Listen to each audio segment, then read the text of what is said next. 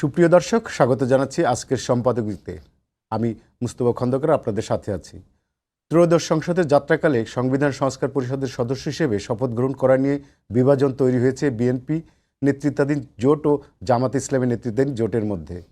BNP বলছে সংবিধান সংশোধন করে সংবিধান সংস্কার পরিষদ সদস্যগণ শপথ নিতে পারেন। সংবিধানের নির্দেশনা না থাকলেও জামাত জোটের এমপিগণ সংস্কার পরিষদের সদস্য হিসেবে শপথ নিয়েছেন গতকালই।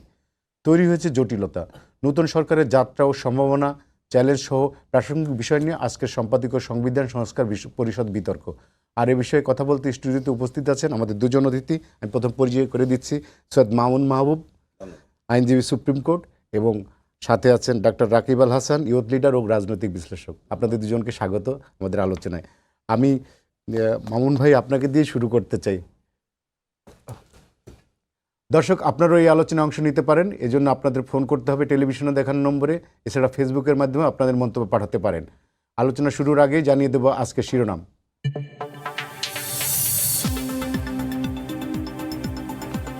আইন শৃঙ্খলার উন্নয়ন ও দুর্নীতি নিয়ন্ত্রণ করে শান্তি ফেরানোই সরকারের প্রধান অগ্রাধিকার, জাতির উদ্দেশ্যে প্রধানমন্ত্রী। অনিয়মের সব সিন্ডিকেট ভাঙার হুঁশিয়ারি।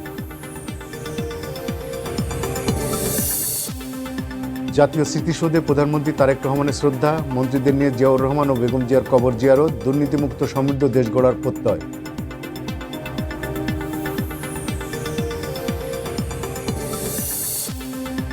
প্রধানমন্ত্রীর সভাপতিত্বে মন্ত্রিসভায় প্রথম বৈঠক। বাজার নিয়ন্ত্রণ ও রমজানে বিদ্যুৎ সরবরাহ স্বাভাবিক রাখার নির্দেশনা, দ্রুতই 180 দিনের পরিকল্পনা প্রকাশ।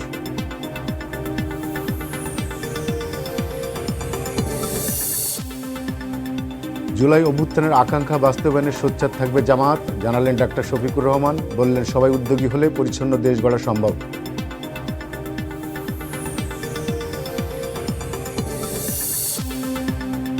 এবং শুরু হলো সিয়াম সাধনার মাস। মসজিদে মসজিদে তারাবির নামাজ। রমজান উপলক্ষে বৃহস্পতিবার থেকে সব প্রাথমিক মাধ্যমিক স্কুলের ছুটি ঘোষণা শিক্ষা মন্ত্রণালয়ের।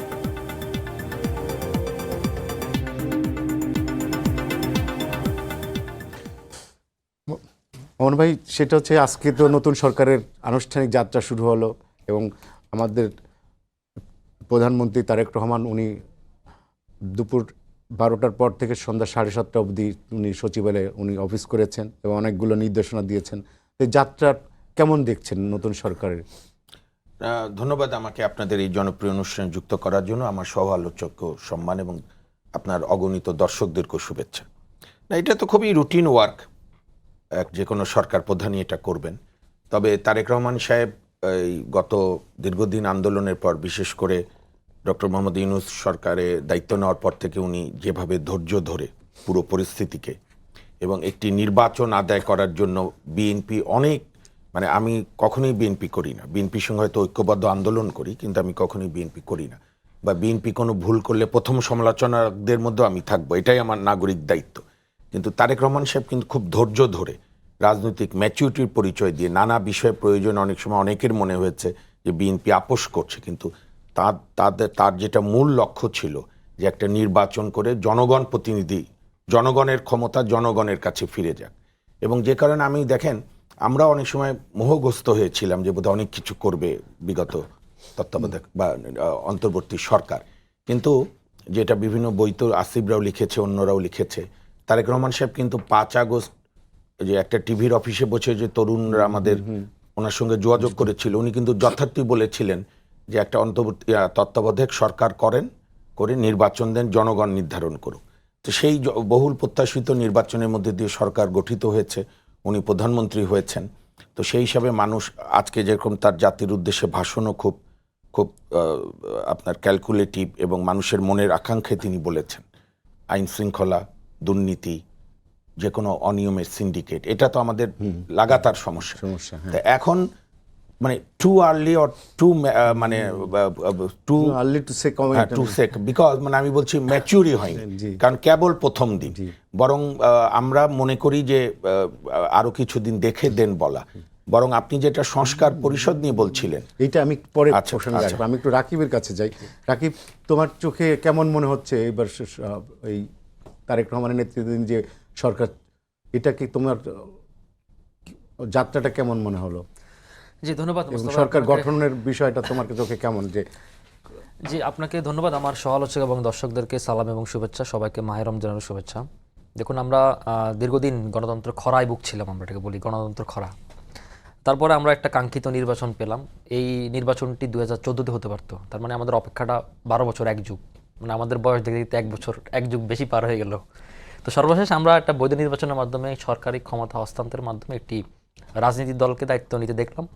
প্রথম দিনে এটা আমি মানে 100 ডেজ আগে পর্যন্ত কোনো কমেন্টস করতে চাই না, বাট আমার কাছে কিছু পরিবর্তন লক্ষণীয়, যেগুলো আমি একটু অ্যাড্রেস করতে চাই। দেখুন, সেটা হচ্ছে কি, ধরেন আমি এটা তারেক রহমান একটা ইন্টারভিউতে বলেছিলেন যে উনি আসলে বলতে খুব স্বাচ্ছন্দ্য বোধ করেন, উনি আসলে করে দেখাতে চান, বা উনি আসলে করাটাই বিশেষ মনে করেন। তো সেক্ষেত্রে আজকে দিনে কিছু কিছু জিনিসগুলো আমার কাছে দৃষ্টি কেড়েছে। যেমন আজকে তারেক রহমান আপনার এই কারণ বাজারের সার্কেল ফোয়ারা দিয়ে গেল, উনি কিন্তু ট্রাফিক জ্যামেই অপেক্ষা করছিলেন। একটা সিগনিফিকেন্ট দিকটা, প্রধানমন্ত্রী এভাবে যাচ্ছেন। তারপরে হচ্ছে আপনার উনি ঘোষণা দিয়েছেন উনি সরকারি কোনো গাড়ি নেবেন না, ওনার ব্যক্তিগত গাড়িটা উনি নেবেন। তো তারপরে আবার হচ্ছে আপনার আরও কিছু পরিবর্তন এসেছে, যেমন স্কুলে বাচ্চাদের পুনর্ভর্তিতে কোনো ফি নিবে না। বইমেলায় আমাদের প্রকাশকদের, লেখকদের খুব দুরবস্থা। গত 1.5 বছর, তার আগে কোভিডেও খুব বাজে অবস্থা ছিল, সেখানে আবার স্টল ফি নিচ্ছে না। তো এই জিনিসগুলো, পরিবর্তনগুলো সাধুবাদযোগ্য। তার আগেও গতকাল পুরো বিএনপি ঘোষণা দিয়েছিল তারা কোনো ধরনের শুল্কভিত্তিক গাড়ি বা অন্য কোনো ফেসিলিটিস তারা নিবে না, তাই না?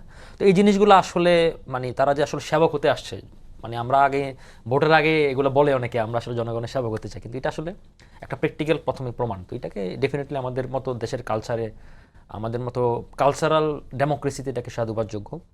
আর আরেকটা বিষয় হচ্ছে, ধরুন এখানে সবচেয়ে বড় বিষয়টা হচ্ছে, ধরুন তারেক রহমান ম্যাজিশিয়ান না, মানে উনি আসে সব সমস্যার সমাধান করে ফেলবে বলে আমি মনে করি না। পারবে বলে ওটা সম্ভব না ওনার পক্ষে, তাই না? এখন কিন্তু সমস্যা হচ্ছে কি, উনি চাইলে এদেশের নেতা না, উনি ত্রাতা হওয়া সম্ভব। কারণ কি জানেন, আমাদের গণতন্ত্র খরা, গণতান্ত্রিক প্রাতিষ্ঠানিকগুলোকে রূপ দেওয়া, বিএনপি একটা ল্যান্ডস্লাইড ভিক্টরি পেয়েছে, তাই না? এখন এখানে তাকে চ্যালেঞ্জ করাটা খুব টাফ।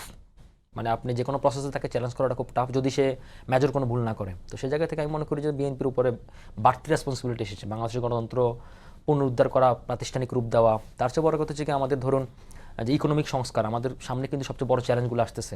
ইভেন আমাদের বড় বড় যে ঋণের বোঝা, বৈদেশিক ঋণ, দেশীয় ঋণ এবং কোনো ইনভেস্টমেন্ট না আসা, সেখানে বৈদেশিক শক্তিগুলোকে আশ্বস্ত করা, পার্টনারদেরকে আশ্বস্ত করা।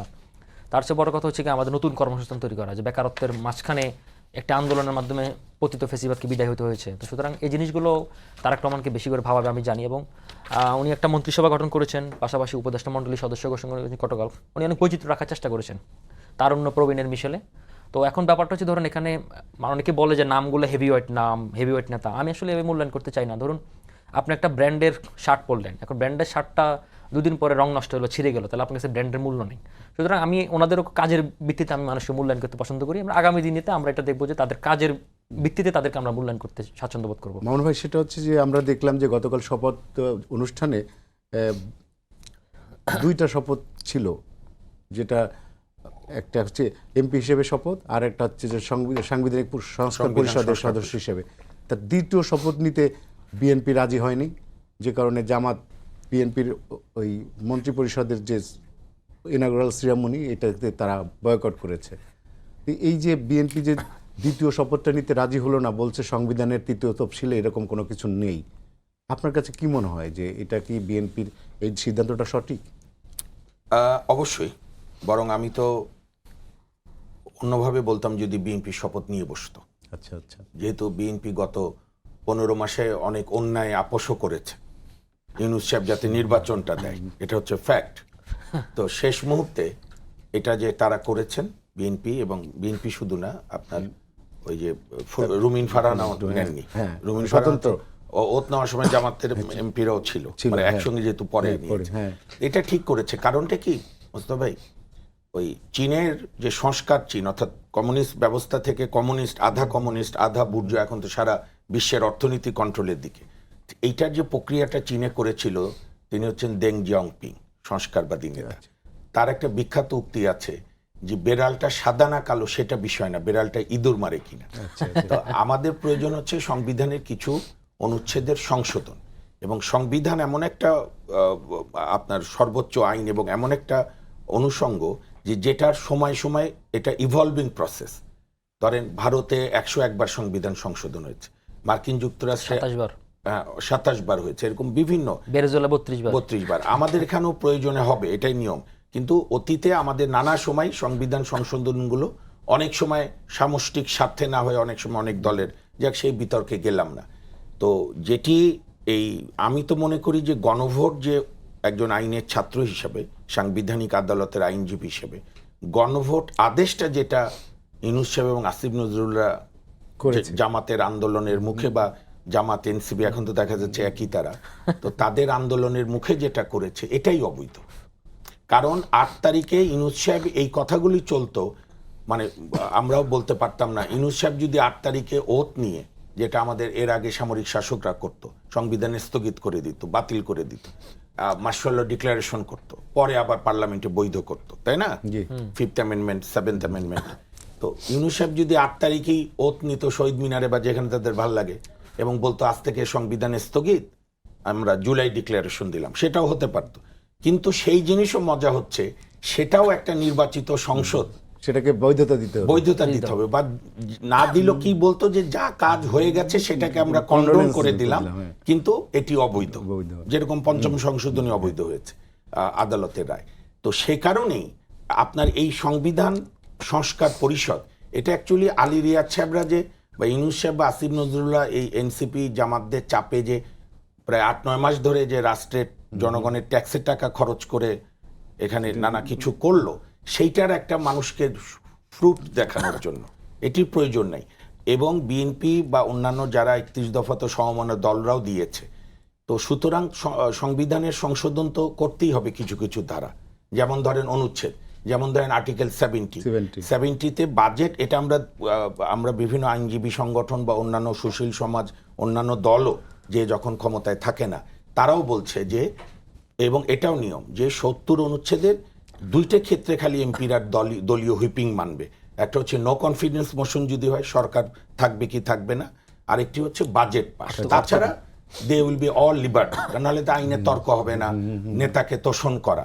তো সুতরাং আমি মনে করি যে এই সংবিধান সংস্কার পরিষদে বরং বিএনপি ওত নিলে এটি একটি অবৈধ কাজের শরিক হতো, বৈধতা দেওয়া হতো। কারণ আমাদের সংবিধান কিন্তু আপনার আমার বাসার ড্রয়িং রুম না। এইখানে প্রত্যেকটি ওত আমাদের তফসিলভুক্ত আছে, রাষ্ট্রপতির ওত, প্রধানমন্ত্রীর, প্রধান বিচারপতির, প্রধান নির্বাচন কমিশনার, স্পিকার। এমপিদের, স্পিকার সহ আরও যে পোস্ট। তো সেই হিসাবে আমি মনে করি, এবং এটা যে আসলেই অবৈধ, কারণ জামাত সহ 11 দলীয় জোট তো তাদের নীতিতে অটুট থাকলো না।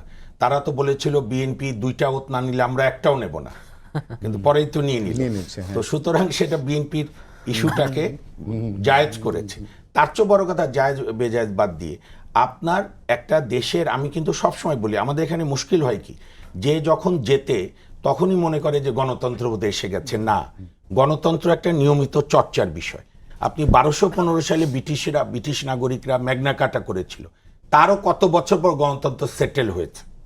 বা ধরেন আমাদের প্রতিবেশী দেশ ভারত, অহেতুক ভারত বিরোধীদের যারা করে তাদের সমালোচনা করি আমি বলি, ভারতে কিন্তু এখন আমাদের ভারতের একজন বিখ্যাত, এটা আপনি শুনলে মজা পাবেন, বিখ্যাত ইতিহাসবিদ আছেন, হার্ভার্ড থেকে পড়াশোনা, অক্সফোর্ডের টিচার, ভারতেই থাকে, ডক্টর রামচন্দ্র গুহা। তার একটা বই আছে ইন্ডিয়া আফটার গান্ধী, সেখানে উনি লেটেস্ট এডিশনও লিখেছেন যে ভারতে এখনো গণতন্ত্র কেবল 50%, অর্থাৎ নির্বাচনটা ঠিক মতো হয়, সরকার বদল হয়, কিন্তু প্রশাসন স্বাধীন পুরোপুরি না, বিচার বিভাগ মাঝে মাঝে পিছলিয়ে যায়, সরকারের কথা শুনতে বাধ্য হয়। খুব দুঃখজনক ভারতের মতো দেশে।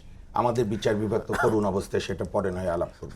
তো এই প্রেক্ষাপটে আমি মনে করি যে গণতন্ত্রের প্র্যাকটিসটা আমরা যে আবার নতুন করে শুরু করলাম, আমরা কিন্তু 72-এ শুরু করেছিলাম, ধরে রাখতে পারিনি। আমরা 91-তে শুরু করেছিলাম, পুরাটা ধরে রাখতে পারিনি। 96-তে শুরু হয়েছিল, ধরে রাখতে পারিনি। 2008-এ বিপুল ভোটে যাওয়ার পর সবাই ভেবেছিল যে আওয়ামী লীগ সেন্সের পরিচয় দেবে, দিল না, যার ফলে আজকে এই অবস্থা। তা আমি মনে করি বর্তমান সরকারের উচিত হবে, শোনেন, সরকারের কাছে মানুষের প্রত্যাশা খুব বেশি না। আধুনিক রাষ্ট্র ব্যবস্থায় সরকারের কাজ খুব কম। প্রথম হচ্ছে নাগরিকদের নিরাপত্তা, আর যার যা প্রফেশন আছে সেই প্রফেশনে যেন কেউ ইন্টারফেয়ার না করে, প্লাস মানুষকে চয়েস দেওয়া, কি খাবে, কি পরবে, কি পোশাক পরবে, এটি না। 3টা ডি ফর ঢাকার মতো, 3টা ডি চর্চা না করলে গণতন্ত্র প্রাতিষ্ঠানিক হবে না। একটা হচ্ছে ডিসকাশন, আলোচনা, ডিবেট, এবং ডিসেন্ট, আপনার দ্বিমত সহ্য করতে হবে। আর সাংবিধানিক পোস্ট আমি খুব অপেক্ষা করব এই সরকারের, যেমন আমাদের অ্যাটর্নি জেনারেল নিয়োগ হবে, তারপরে অন্যান্য সাংবিধানিক পদ যেগুলো আরও মেয়াদান্তে শেষ হবে।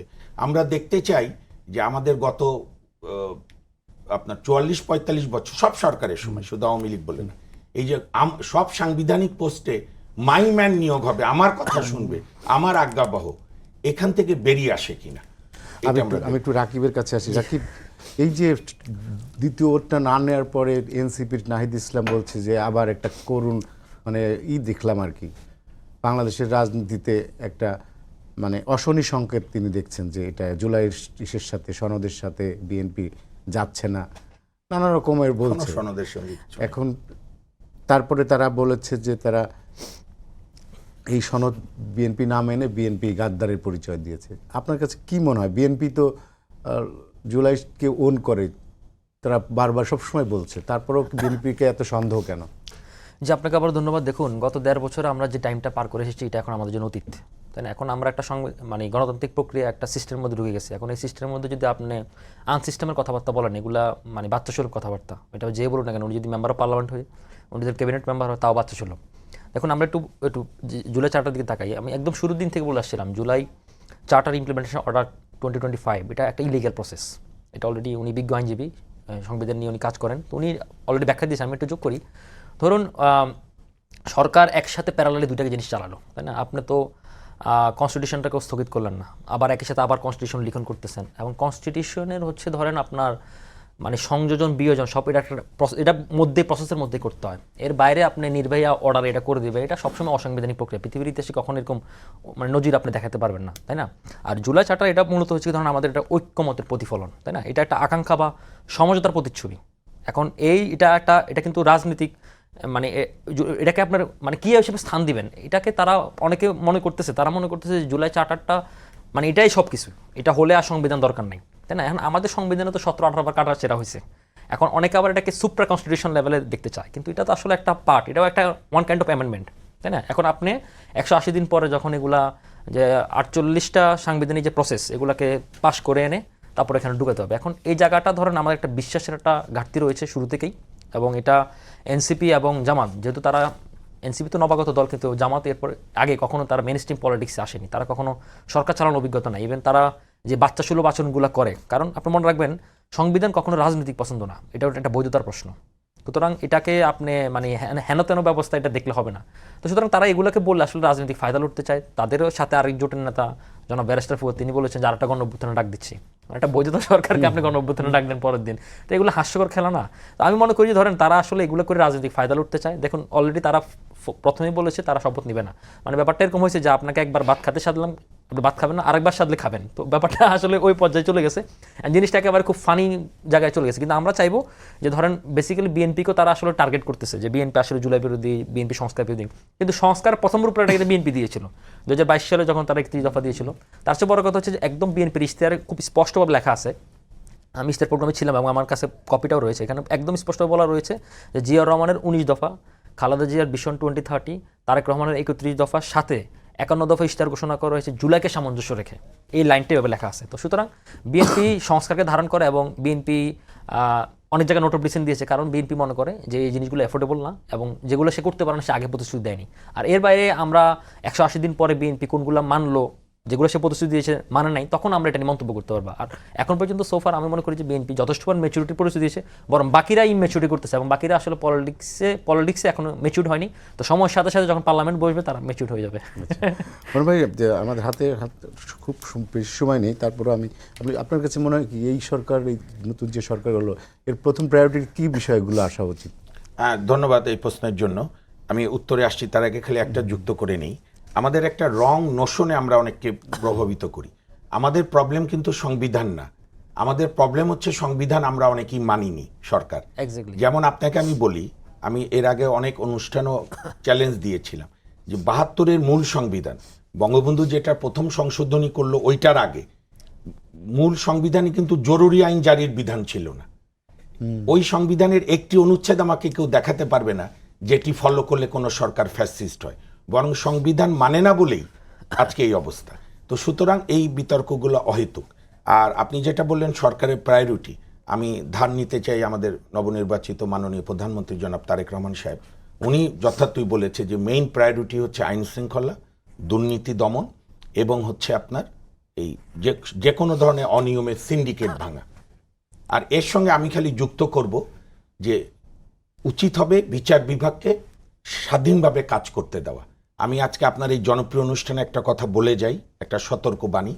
যারাই অতীতে বিচার বিভাগ অর্থাৎ আমাদের সুপ্রিম কোর্টকে নিয়ন্ত্রণ করার চেষ্টা করেছে, সেই নিয়ন্ত্রণের ফলে না সেই সরকার বাঁচতে পেরেছে, না বিচার বিভাগ বাঁচতে পেরেছে, না দেশ বেঁচেছে, দেশ বাঁচতে পেরেছে। সুতরাং বিচার বিভাগ হচ্ছে আপনার বাসার গণিতের ছেলে মেয়ের শিক্ষকের মতো, যে কঠোর হবে কিন্তু দিন শেষে আপনার ছেলে মেয়ে পরীক্ষায় পাশ করবে। আর টিচার যদি ছেলে মেয়ের সঙ্গে বসে ফেসবুক দেখে, তাহলে দিন শেষে পরীক্ষায় টিচারও তারও বেতন বন্ধ, ছেলে মেয়েও ফেল। আমি প্রত্যাশা করব যে বিচার বিভাগকে স্বাধীনভাবে সরকার করতে দেবে, এবং আমি আশা করব আইনমন্ত্রী এবং ভবিষ্যতে যে অ্যাটর্নি জেনারেল হবে, যারা ডে টু ডে বিচার বিভাগে সরকারকে প্রতিনিধিত্ব করে, বিশেষ করে অ্যাটর্নি জেনারেল, তারা যেন অতীতের মতো বিচার বিভাগে গিয়ে জজদেরকে ধমক দেওয়া, বিভিন্ন বেঞ্চ গঠনে স্টাইল দেওয়া, বা অতীতের প্রধান বিচারপতি থেকে শুরু করে সমস্ত বিচারপতিরা এরকম করে তাকিয়ে থাকতো যে কোনো মামলায় অ্যাটর্নি জেনারেল অফিস থেকে কি বলে, এই যে এই ব্যাড ভাইরাস থেকে যেন মুক্তি পায়। আপনি যে দেশে বিচার বিভাগ স্বাধীন থাকে সেই দেশ টিকে যায়। আপনি কি তত্ত্বাবধায়ক মানে ইন্টারিমের সময় যে বিচার বিভাগ ছিল সেখানে কি আপনার কাছে মনে হচ্ছে এরকম কিছু ছিল? হ্যাঁ, ইন্টারিম বিচার বিভাগে কিচ্ছু করেনি, বরং আরো পজিশনকে অবদমিত করেছে। এটা আমার কথা শুধু একা না, আমাদের খুব আলোচিত একজন বিচারক আছে যার নামে মামলা আছে, মাজদার হোসেন মামলা, বিচার বিভাগ স্বাধীনের। উনি একটা ইন্টারভিউ বলেছে যে এক বুক আশা নিয়ে সংস্কার কমিশনে গিয়েছিলাম, এক বুক হতাশা নিয়ে ঢাকা বাসায় ফিরেছি। তো আমি আশা করব আমরা ইনশাল্লাহ এক বুক আশা নিয়েই থাকবো। রাকিব, আমি একটু অন্য প্রসঙ্গে যাই। এই যে নতুন সরকার আজকে থেকে তাদের কার্যক্রম শুরু করলো, আমাদের প্রতিবেশী দেশগুলোর সঙ্গে আমাদের সম্পর্ক খুব একটা ভালো না। মিয়ানমারের সাথে সম্পর্ক খারাপ, রোহিঙ্গাদের নিয়ে। ভারতের সাথে তো হাসিনা পালায় যাওয়ার পর থেকেই সম্পর্ক অবনতি। তো এই সম্পর্কের কি উত্তরণ মানে উন্নয়নের কোনো সুযোগ আছে কিনা এই নতুন সরকারের? ডেফিনেটলি সুযোগ আছে। দেখুন, আমাদের যে গভর্নমেন্টটা ছিল সেটা কিন্তু একটা ইলেক্টেড গভর্নমেন্ট ছিল না। তো ইলেক্টেড গভর্নমেন্ট মানে না থাকলে অসুবিধা কি, সে তখন জনগণের পাসটাও সে বুঝতে পারে না। আসলে এই ইন্টারিম গভর্নমেন্ট কিন্তু তার ইচ্ছা মতো সব কিছু করেছে। ধরেন আপনি ব্যালেন্সিং, যে আমরা এটাকে বলি মানে জিও পলিটিক্সের ভাষা ব্যালেন্সিং পাওয়ার, তো সেটা সরকার করেনি। ডিপ্লোম্যাটিক ওয়ে, এক্স্যাক্টলি, তো ডিপ্লোম্যাটিক রোলটা এখন আপনি ব্যালেন্সিং হচ্ছে কি, ধরেন আপনি সবাইকে সমান সুযোগ দিবেন যার যতটুকু ন্যায্য। এখন একজনকে আপনি অনেক বেশি সুযোগ দিয়ে ফেলেন, আরেকজনের সাথে আপনি সম্পর্ক ইচ্ছে করে খারাপ করলেন। তো সরকারের মধ্যে প্রবণতা আমরা দেখেছি। এই সরকার ডেফিনেটলি সুযোগটা রয়েছে, কারণ এটা রিজনাল সিকিউরিটির জন্য সবার জন্য সমান। ধরেন আমাদের দেশের আপনি যেটা মিয়ানমার কথা বলছেন, মিয়ানমার তো একটা নিজস্ব কোনো সরকারের না, এখন একটা গৃহযুদ্ধের কবল একটা দেশ। এখানে একটা অনেক নন ফাংশনালি অনেকগুলো স্টেট এখানে রয়েছে, আপনার যেমন আরাকান রয়েছে, যখন জান্তা রয়েছে, মিয়ানমার গভর্নমেন্ট রয়েছে। তো সেখানে আমাদের রোহিঙ্গা একটা বড় সমস্যা, এবং অলরেডি আপনি জানেন সেখানে কিন্তু সংঘর্ষ চলছে। আমাদের 271 কিলোমিটার যে বর্ডার আমরা শেয়ার করি, সেখানে একটা সংঘর্ষ চলছে রাখাইন প্রদেশে। হ্যাঁ, তো সেই জায়গাগুলোতে ধরেন আমাদের এখানে কিন্তু শক্ত ডিপ্লোমেসি রোল প্লে করতে হবে। আমার ধারণা এই শক্ত ডিপ্লোমেসি রোল প্লে করার জন্যই হয়তো ডক্টর খলিলুর রহমানকে টেকনোক্র্যাট কোটায় এখানে পুরো রাষ্ট্রমন্ত্রী করা হয়েছে। এটা খুব কন্ট্রোভার্সিয়াল ইস্যু। আর এর বাইরে আপনি দেখেন আমাদের ইন্ডিয়ার সাথে, কারণ আমি সবসময় বলে আসছি গত 1.5 বছর আপনার শোগুলোতে আমি বারবার বলছিলাম যে আমরা আসলে ওয়ার্কিং রিলেশন বিশ্বাসী। এবং আমি মনে করি ধরেন তারেক রহমান কিন্তু বারবার ইন্টারভিউতে এগুলো অ্যাড্রেস করেছেন। তিনি বলেছেন যে আমি আন্তর্জাতিক নিয়ম অনুযায়ী যদি পানির হিসাব ঠিকভাবে পাই, আমার যদি বর্ডার হত্যা বন্ধ হয়, পুশব্যাক বন্ধ হয়, এবং আমার ট্রেড অ্যান্ড বাইরের রিলেশনটা ঠিক থাকে, তাহলে আমার ইন্ডিয়ার সাথে সম্পর্ক করতে সমস্যা হবে। কিন্তু তা বারবার বলেছে জনগণের চাওয়ার ভিত্তিতে সম্পর্ক তৈরি হবে। সুতরাং আমি মনে করি যে এখানে মানে বিএনপি সরকার জনাব তারেক রহমানের নেতৃত্বে এখানে তারা একটা ব্যালেন্সিং পাওয়ার অ্যাক্ট করবে। এবং তার চেয়ে বড় কথা হচ্ছে কি, তারেক রহমান কিন্তু বারবার বলেছে আমরা সার্ককে রিভাইভ করতে পারি, কিংবা নতুন কোনো আঞ্চলিক জোট তৈরি করতে পারি, বা নতুন কোনো আঞ্চলিক জোটে যেতে পারি। এবং আপনি জানেন গত সরকারের সময় সরকার চেষ্টা করেছিল যে আসিয়ান জোটে যাওয়ার জন্য। তো আমরা এটা নিয়ে ব্যক্তিগতভাবে, যেহেতু আমি এই ফিল্ডে কাজ করি, তো আমরা দেখেছিলাম যে বাংলাদেশ সেক্টরাল ডায়ালগ পার্টনার হওয়ার সম্ভাবনা রয়েছে। এছাড়াও বাংলাদেশ আরও অনেকগুলো রিজনাল শক্তি, রিজনাল জোটে, কারণ আমাদের প্রচুর সম্ভাবনা রয়েছে। আমাদের জিও পলিটিক্যাল যে ম্যাপ বা ডেমোগ্রাফিক এরিয়া, সেখানে আমাদের বড় একটা সুযোগ রয়েছে। এবং তারেক রহমানের যে ইশতেহার, বিএনপি যে ইশতেহার, সেখানে তারা বলেছে তারা নতুন নতুন বৈদেশিক শক্তির সাথে তারা সম্পর্ক বাড়াতে চায়, এবং আমাদের মিশন সংখ্যা, কূটনীতি সম্পর্কগুলো আরও বৃদ্ধি করতে চায়। যেমন আজকে আমি ব্যক্তিগত বলি, আমার আজকে 3টে অ্যাম্বাসিডার মিটিং ছিল। আমরা মরক্কো, যে শব্দগুলো খুবই আনকমন, ব্রুনাই, মরক্কো, আলজেরিয়া, এই দেশগুলোর সাথে নতুন নতুন কীভাবে ট্রেড রিলেশন বাড়ানো যায় সেগুলো নিয়ে কিন্তু আমরাও ব্যক্তিগতভাবে কাজ শুরু করেছি। তো আমি মনে করি যে বাংলাদেশ একটা খুব ভালো ওয়েতে আছে এবং খুব ভালো শেপে রয়েছে। তো সেটা মানে আগামী দিনে হয়তো আপনারা দেখতে পারেন ডেভেলপ করে। মোহন ভাই, গণতন্ত্রকে বলা হয় দুই চাকার সাইকেল, এক চাকায় সরকারি দল আর এক চাকায় বিরোধী দল। তো এই যে অনেকদিন পরে আমরা একটা ফ্রুটফুল নির্বাচনের মাধ্যমে সরকার পেলাম, বিরোধী দলও পেলাম, আপনার কাছে জামাতের কি ধরনের ভূমিকা আপনি দেখতে চান সংসদ এবং সংসদের বাইরে? জি, ধন্যবাদ।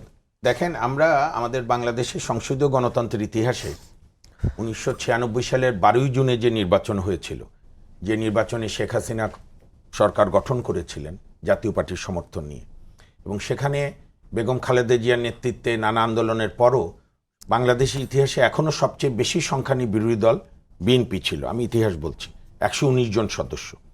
সেই পার্লামেন্টকেও কিন্তু আমরা সচল হতে দেখিনি। তো এইটা খুব উত্তর দেওয়া খুব কঠিন। এখানে সরকারের যেরকম দায়িত্ব থাকবে, বিরোধী দলের থাকবে।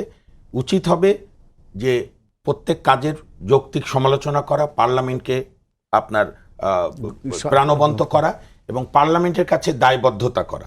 সেটার জন্যই আমি মনে করি বিএনপি নিশ্চয়ই করবে, আমার প্রত্যাশা।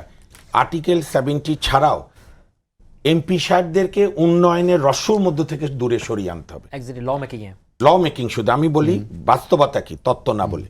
কাবিখা, খাবিখা, চবিখা, স্কুল কলেজের ম্যানেজিং কমিটি, বিশ্ববিদ্যালয়ের গভর্নিং, বিশ্ববিদ্যালয় সিন্ডিকেটে ঢুকা, এগুলো থেকে এমপি সাহেবরা বিরত থাকবে। এমপি সাহেব করবে আইন তৈরি করবে, পররাষ্ট্র বিষয়ক সারা বিশ্বে আমাদের, উনি যেটা বলছিলেন আমাদের ডাক্তার সাহেব, এই যে বিভিন্ন জায়গায় কীভাবে নতুন নতুন ভেঞ্চার ওপেন করা যায়, সরকারের দলমত নির্বিশেষে ভালো কাজ হলে প্রশংসা, খারাপ কাজ হলে সরকারকে ফিরিয়ে আনা, তাই না? আপনার সবচেয়ে যেটা আমাদের বাংলাদেশে চারিত্রিকভাবে অভ্যাস, আমাদের সাংবিধানিক পদধারী ব্যক্তিরা দুইটা জিনিস এখনো শেখেনি। আমি একটু গুরুত্ব দিয়ে বলি। একটা হচ্ছে না বলতে শেখেনি কোনো জিনিসে, আর না শুনতেও পারে না। আপনি দেখবেন একজন প্রধান বিচারপতি, নানা আমলেই প্রধান বিচারপতির পর তো বিচারাঙ্গনের আর বড় পদ নাই, কত বড় সম্মানের, তারপরও রিটায়ারমেন্টের পর সরকার কোনো পোস্ট দিলে নিজে নিয়ে নেয় অথবা নিজে চলে যায়। বা ধরেন বিশ্ববিদ্যালয়গুলোতে উপাচার্যের পরে আর কোনো বড় পদ আছে? কিন্তু সাবেক উপাচার্য দলগুলোর দালালি করে। মোহন ভাই, আমাদের শেষ করতে হবে। সেই জন্যই আমাদের নাগরিক হতে হবে। দল আপনি তো করবেনই, কিন্তু সবসময় নাগরিক থাকবেন, সরকারকে প্রশ্ন করবেন। শেষ করি, ক্ষমতাকে প্রশ্ন না করলে ক্ষমতা অটোমেটিক স্বৈরাচার হয়। রাকিব, 30 সেকেন্ডে তোমার কিছু বলার থাকলে। যে আমার বলার, উনি সব বলে ফেলেছেন, বিজ্ঞ আইনজীবী, উনি, আমার কিছু বলার নাই। যাই হোক, আমি একটু বলতে চাই সেটা হচ্ছে কি, ধরুন আমাদের অনেক প্রত্যাশা নিয়ে সরকারটা এসেছে, কিন্তু জনগণের খুব বেশি প্রত্যাশা নাই।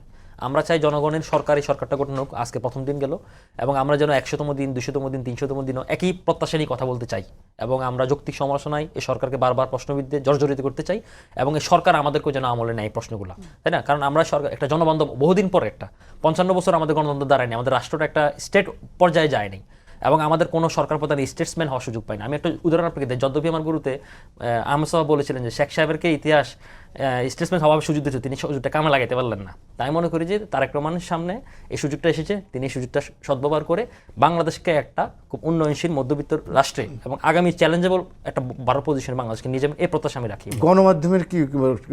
গণমাধ্যমের সবচেয়ে বড় ভূমিকা। আপনারা এই কারণে আরো ঠিক হয়ে যান। সে কারণে হচ্ছে কি জানেন, গণমাধ্যম হচ্ছে কি, ধরেন যেদিকে দৃষ্টি সেদিকে ছাতা। ধন্যবাদ। এই কারণে আমরা চাই যে গণমাধ্যম একটা নিউট্রাল রোল প্লে করুক। সবাইকে ধন্যবাদ জানিয়ে শেষ করছি আজকের সম্পাদকীয়। আগামীকাল আবার দেখা হবে একই সময়। শুভরাত্রি।